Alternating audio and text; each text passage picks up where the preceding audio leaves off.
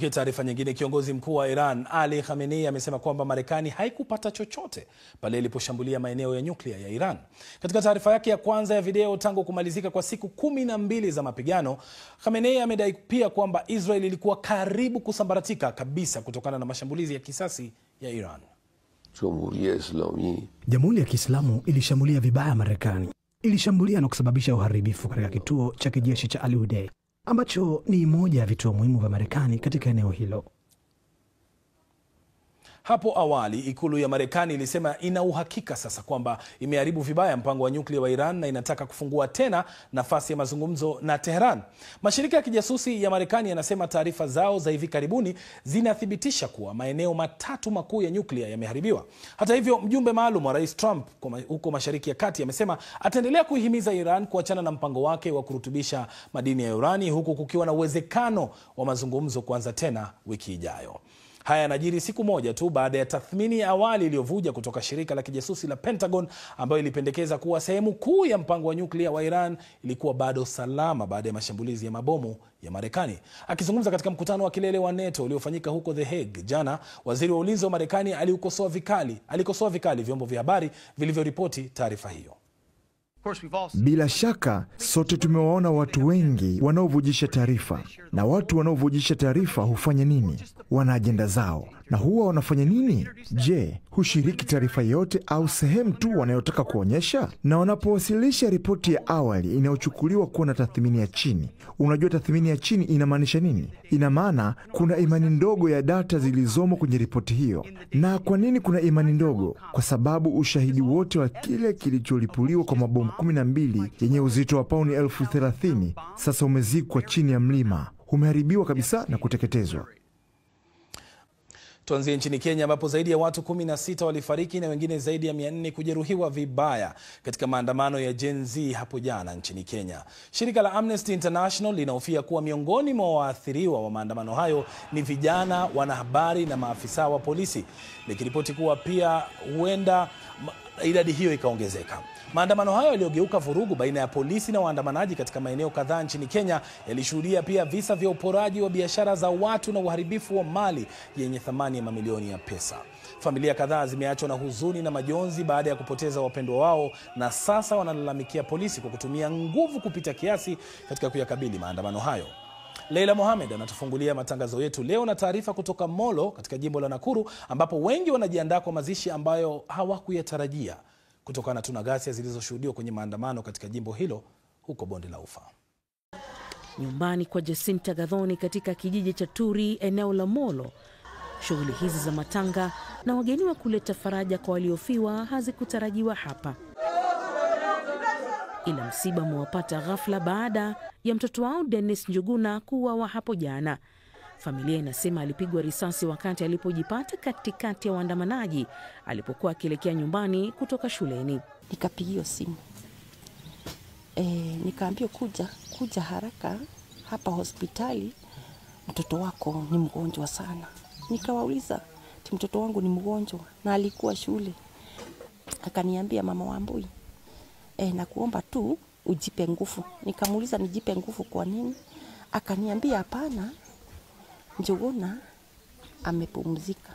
Dennis mwenye umri wa miaka 17 alikuwa kwenye pikipiki alipokutwa na mauti.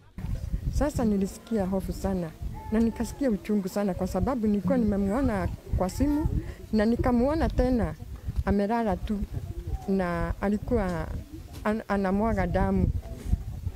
Wakati niliona akimwaga damu, kwa sababu huyo mtoto amefanana na baba yake na kijana yangu, nikasema kweli ni Njuguna. Jacinta anasema kifo cha kitenda mimba wake ni kama taa iliyozimwa na matukio ya jana. Alikuwa form 4, alikuwa akiniambia, mama, usijali, hata kama baba aliaga, usijali, wacha tu nimalize tu shule. Nikimaliza shule nitatafuta vibarua angalau tusaidiane. Sasa mimi nikashindwa la kufanya, lakini naambia tu Mungu ndio mambo yote. Wanachopitia familia ndicho wanachokipitia zaidi ya familia 16 za watu waliofariki katika maandamano ya hapo jana. Rais wa Kenya enyewe wanastahili kuadvise hao maaskari. Waambie hata kama ni nini.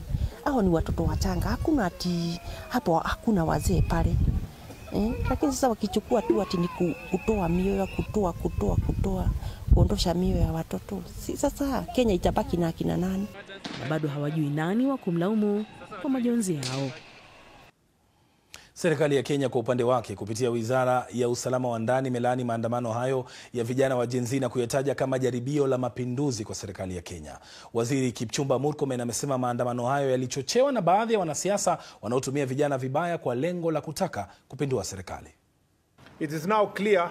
Ni wazi kuwa hakukuwa na maandamano. Zilikuwa ghasia, vurugu. Bunge lililengwa na ikulu ya rais ililengwa pia.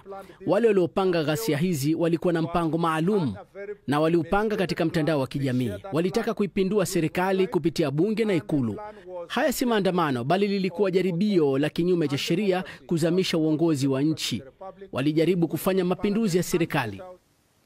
Murkomen pia amesema vituo 9 vya polisi vilishambuliwa katika maandamano ya jana, huku vituo 5 vikiteketezwa moto na bunduki 5 kuibiwa kutoka kituo kimoja cha polisi jijini Nairobi. Wakati huo Inspekta Jenerali wa polisi Douglas Kanja anasema zaidi ya maafisa 300 wa polisi ni miongoni mwa watu 400 wanaoripotiwa kujeruhiwa katika maandamano hayo, na kuwaonya wahalifu waliohusika katika maandamano hayo kwamba watachukuliwa hatua kali za kisheria. And I want Kenyans to rest assured. Nataka kuhakikishia Wakenya kwamba serikali itafanya kila iwezalo kuwapa haki walioathirika. Hakuna atakayeepuka mkono wa sheria. Hatutajali kama ni wanasiasa ama ni wafanyabiashara matajiri. Inspekta Jenerali wa polisi atachunguza na wahalifu wote watashikwa na kuadhibiwa. Tunao ushahidi wa kutosha wa kuwapata wahalifu hawa. Sasa wazia hili, kwa zaidi ya saa 17 miji kadhaa nchini Kenya iligeuka kuwa viwanja vya makabiliano makali, huku vijana wakilenga kufika katika majengo ya bunge na pia ikulu ya rais kwa ajili ya kushinikiza serikali kusikiliza malalamishi yao. Ni hatua ambayo serikali sasa imetaja kuwa jaribio la kupindua uongozi wa Rais William Ruto. Familia zaidi zimeachwa bila wapendwa wao waliouawa na wengine wakiuguza majeraha mabaya. Ili kuchambua hili kwa kina, sasa tuungane na afisa mkuu wa shirika la Vocal Africa, Hussein Khalid, ambaye pia alikuwa katika maandamano jana. Hussein Khalid, mlitaka kupindua serikali? La hasha. Ni wazi kabisa, na labda tuwakumbushe tu idara ya usalama ama ya mambo ya ndani kwamba tuliweza kufikisha notisi ya kufanya maandamano. Hiyo notisi ilipokewa. Polisi walituita, tukakaa chini, tukawaelezea kinagaubaga malengo yetu, hata ile njia ambayo tutapitia ili kuweza kufinikisha ile azma yetu kuwakumbuka wale waliouawa. Lakini hatukupiga hata hatua 10 pale tu tulipokuwa tumeanza, pamoja na wazazi kuwa tumeshikana mikono, basi tukaanza kutupiwa vitoa machozi, tukaanza kuona maji yakimwagwa. Kwa hivyo waliokiuka ni serikali na polisi yale maagizo tuliyokubaliana. Kidogo tu hapo Hussein Khalid, mmesema mlikuwa na familia za wale waliopoteza wapendo wao mwaka jana, wazazi walikuwa hapo, tulimuona aliyekuwa jaji mkuu wa Kenya alikuwa hapo, wewe na wanaharakati wengine. Wapi kuliharibika mpaka vitoa machozi vikaanza kutupwa? Ndio sisi pia hatufahamu. Manake tulikuwa tumeshikana mikono, tumebeba maua, na tulikuwa tuna imani kwa sababu tulikuwa tumeshakaa na idara ya polisi. Tukaelewana, tukakubaliana, tukawaambia tutaanza hapa, tutafika mahali fulani, tutaweka maua, tutafanya maombi, tuendelee mpaka hatua nyingine, tuweke maua, tufanye maombi. Lakini la kutushangaza ni kwamba yale ambayo tuliyokubaliana wao ndio waliyakiuka. Tukiwa tunatembea hakuna rabsha yoyote, wakaanza kutupa vitoa machozi. Tulikuwa na wasiwasi mkubwa kwa sababu wale walikuwa wamama ambao watoto wao walikuwa wameuawa. Tukaingiwa na wasiwasi, tukawaondoa kuwaweka salama. Serikali inasema kuna makundi ya vijana ambayo wamelipwa ili kuweza kuzua vurugu katika maandamano hayo. Je, kuna ukweli wowote hapo? Sasa hayo ni mambo ambayo serikali inafaa kutuambia. Jambo ambalo sisi tuna hakika nalo ni kwamba kipengele cha 37 sura ya 4 katiba ya Kenya kinahakikishia kila Mkenya haki ya kuandamana, na kuna sheria zilizowekwa ambazo tulifuata zote. Kwa hivyo sisi kama Wakenya hatutaruhusu serikali ya Kenya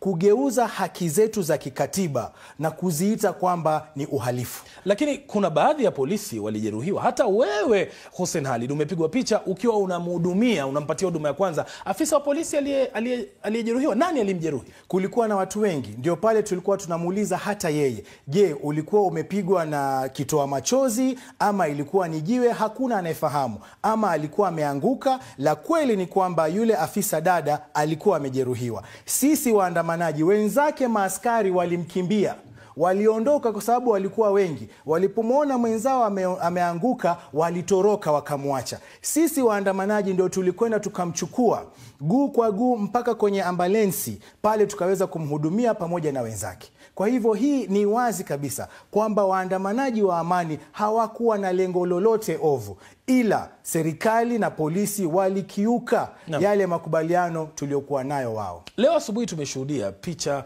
mitandaoni, video za uharibifu mkubwa ambao ulisababishwa katika maandamano ya jana. Wafanyabiashara wanalalamika mamilioni ya pesa yameharibiwa. Naam. Nani tumlaumu hapo? Audit, hapo ni kweli kabisa. Hata sisi tuliona kwamba kulikuwa na uharibifu wa mali, maduka yaliingiliwa, nafikiri hata kuna supermarket ambayo imeingiliwa. Na hawa ni wahalifu ambao hawakuwa baadhi ya wale waandamanaji. Hawa ni wale ambao wanatumwa na wanasiasa ili kutupa sisi waandamanaji wa amani jina baya. Kwa hivyo haya ndio mambo sisi tulikuwa tunatarajia polisi wataweza kuyaangazia. Sababu ya kutoa notisi ni kuhakikisha kwamba polisi wanajua yanayofanyika, ili mengine yote maovu yakifanyika wajue kwamba hayo sio yaliyokubaliwa. Lakini badala ya wao kuzuia uhalifu huo, walikuwa huku wakitupiga sisi waandamanaji wa amani vitoa machozi, hali ambayo ilikuwa inasikitisha kabisa. Nini kinafanyika baada ya leo? Baada ya leo ni kusema kwanza lazima tuweze kuangalia majeruhi. Kuna wengi ambao wamejeruhiwa, kuna wale ambao wamefariki hivi sasa. Leo hii tulikuwa katika makafani tukijaribu kuwaomboleza. Kwa hivyo la kwanza kabisa ni kuwafariji, kuweza kusimama pamoja na familia za wale walioathirika. Baada ya hapo sasa ni kuendelea kuitisha haki, kwa sababu haimaanishi kwamba mkizidi kuua watu basi watu watanyamaza. Hili ni swala ambalo serikali lazima likumbuke. Kizazi hiki cha Gen Z, kila unapoendelea kukigandamiza ndipo pale unakipa nguvu kuzidi kudai yale wanayoyataka. Kwa hivyo tutaendelea kushirikiana ili tuipeleke hii nchi yetu mbele. Hakuna anayetaka utovu wa usalama nchini Kenya, ila kila mmoja wetu wa Kenya wote wanayoyataka ni haki isimame. Shukran sana Hussein Khalid, asante sana kwa tathmini hiyo ya kina. Na